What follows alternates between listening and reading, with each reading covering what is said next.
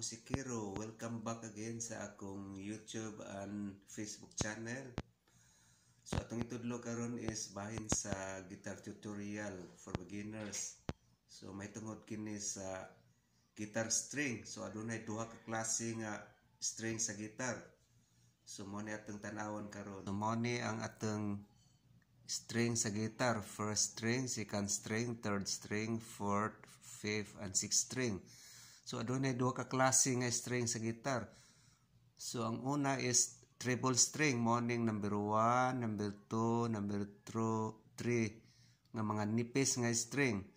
So ang ikaduha is bass string, is morning number 4, number 5, number 6 kani mga baga nga string.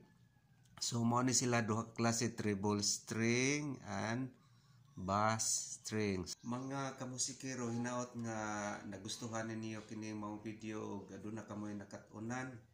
So please don't forget to follow and subscribe my channel para updated kamo sa mga musunod na kong mga video. Thank you for watching. God bless you all.